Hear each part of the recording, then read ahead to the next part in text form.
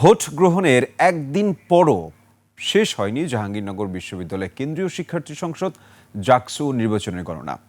দ্রুত ফল প্রকাশের দাবি প্রার্থীসহ সাধারণ শিক্ষার্থীদের। এদিকে এরই মধ্যে ১৯টি হল সংসদের ভোট গণনা শেষ হয়েছে, বাকি আছে আরও ৩টি হল। তারপর শুরু হবে কেন্দ্রীয় সংসদের ভোট গণনা। নির্বাচন কমিশনের আশা রাতেই হবে ফল প্রকাশ। প্রতিনিধিদের তথ্য ও চিত্রে ডেস্ক রিপোর্ট। ওয়ালটন এখন দেশের সীমানা পেরিয়ে পৌঁছে গিয়েছে ৫০টিরও বেশি দেশে। ওয়ালটন, ঘরে ঘরে বিশ্বজুড়ে। জাকসু নির্বাচনের ভোট গ্রহণে দীর্ঘ সময় পার হলেও গণনা শেষ না হওয়ায় প্রার্থী ও সাধারণ শিক্ষার্থীদের মাঝে দেখা দিয়েছে ক্ষোভ ও শঙ্কা। থমথমে পরিস্থিতি বিরাজ করছে ক্যাম্পাসে।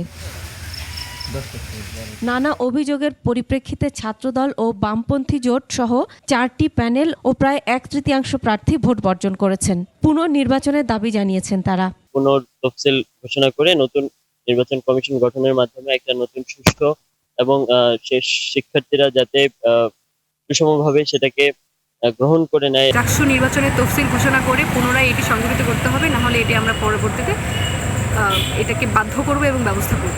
তবে বাকছাস ও শিবির সমর্থিত প্যানেল আর স্বতন্ত্র প্রার্থীরা ফলের অপেক্ষায় আছেন। যদিও ভোট গণনার দীর্ঘসূত্রিতা নিয়ে অসন্তোষ তাদের। আবার অনেকে দীর্ঘ আন্দোলন সংগ্রামের ফল হিসেবে অপেক্ষার এই কষ্টকে বিজয় হিসেবে উল্লেখ করেন। আর ভোট গণনার প্রক্রিয়াটা আসলে খুবই লেন্দি হয়ে গেছে এবং এটা খুবই কষ্টসাধ্য।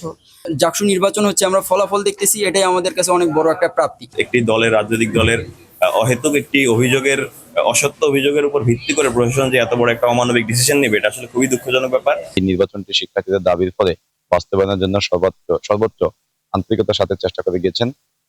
আমরা আসলে প্রশাসনের আন্তরিকতা কোনো কমতি দেখিনি, তবে নির্বাচন ব্যবস্থাপনার ক্ষেত্রে হয়তো কিছু ক্ষেত্রে আমাদের অসংগতি ছিল।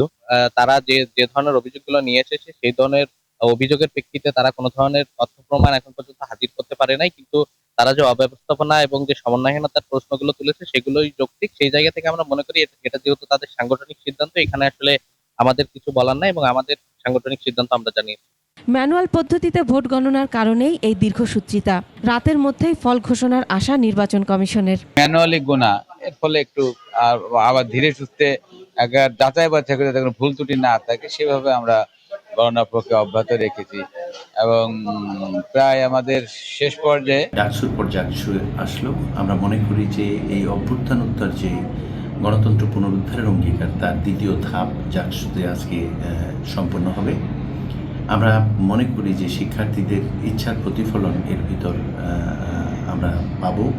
এদিকে নির্বাচনী দায়িত্ব পালনের সময় বিশ্ববিদ্যালয়ের এক শিক্ষিকার অসুস্থ হয়ে মারা যাওয়ার ঘটনায় ক্যাম্পাসে নেমে এসেছে শোকের ছায়া। গ্রামের বাড়ি পাবনায় তার দাফন হওয়ার কথা রয়েছে।